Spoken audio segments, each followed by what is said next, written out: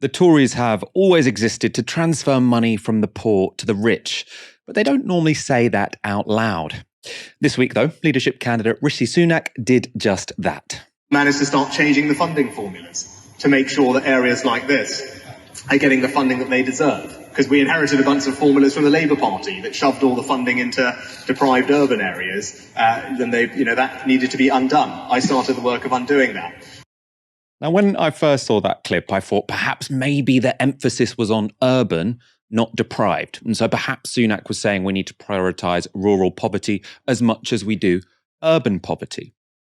But given where he's speaking, that's just clearly not the case. He boasts that areas like this have got more under his watch. And he's speaking in Tunbridge Wells. Now, Tunbridge Wells, or Royal Tunbridge Wells, to give it its full name, is one of the wealthiest towns in Kent, and Kent is one of the wealthiest counties in the country. In one street, the average house price is £2.1 million, while overall, the average property price in Royal Tunbridge Wells is twice the national average. It has more high earners, fewer kids in child poverty, and far lower unemployment than the rest of the country. In short, you should not be funneling money from poor urban areas to Royal Tunbridge Wells.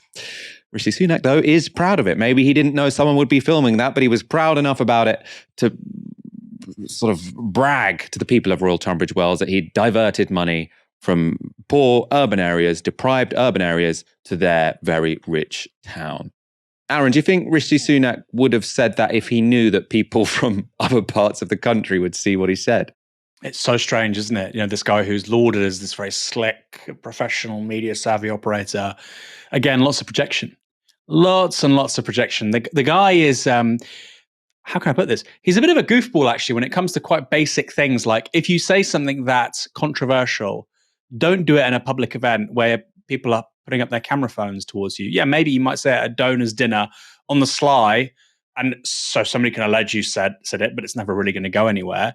This isn't that. I mean, this is something which he's saying at a meet and greet with party activists.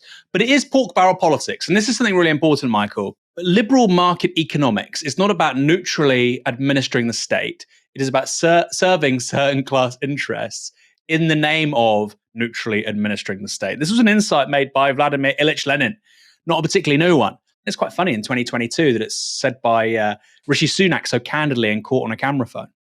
It's a decent summary, though, of Tory politics, right? We came into power after 13 years of a Labour government, and while we have many critiques of New Labour, one of the things they did do was quite successfully redistribute money from rich areas to poorer areas. And I mean, there is a critique that Labour sort of especially prioritised inner city areas and that poor parts of the country outside of the major cities, for example, inner city London schools are the ones which improved the most, better than sort of everywhere else. You can critique them on those grounds, but you can't critique them that they drained money from Royal Tunbridge Wells and put it into poor urban areas. If there is a point in the state, there's a point in the welfare state, it is precisely to prioritise those areas where people are most deprived. And Rishi Sunak saying, there was some real problems with public policy when we came into government. They were doing this crazy thing, which was that they were diverting money to poorer parts of the country. Now, that didn't seem very fair. So what we've done is we've rechanneled all that money to our rich supporters. Of course, Royal Tunbridge Wells is a very, very, very safe seat. This kind of thing pays off. But they aren't supposed to say that because then they get found out. This would be a bigger story, I think, Aaron, if Rishi Sunak was expected to get the leadership. I mean, given that he's not, it's probably not going to have that many legs because I also doubt he's going to be on the front bench. But do you think if this was said by someone who was set to be the Tory leader, it would be the kind of thing that could get played at a general election? Or do you think that actually is kind of difficult to make this stuff land? No, totally. I think it's toxic. And I think you're right. If there was any shot of him winning, I mean, maybe he will, right? We saw the Sky straw poll yesterday where he won amongst sort of floating Tory voters. I doubt the credibility of that personally, given what YouGov is saying. Truss winning by a landslide at the moment. Could be wrong.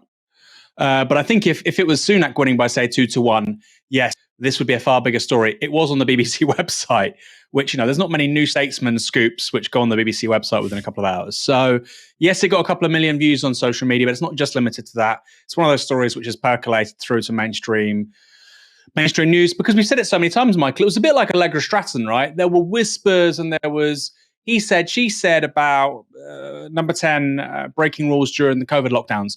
the second you have somebody like Allegra Stratton being so viscerally hypocritical in a video, it was curtains for her professionally, but also it was the beginning of the end for the Johnson administration, it turned out. This is similar. It's a digital object, 30 seconds, and it just condenses everything you already know, but actually it was just a suspicion. Here's confirmation. So that's one point.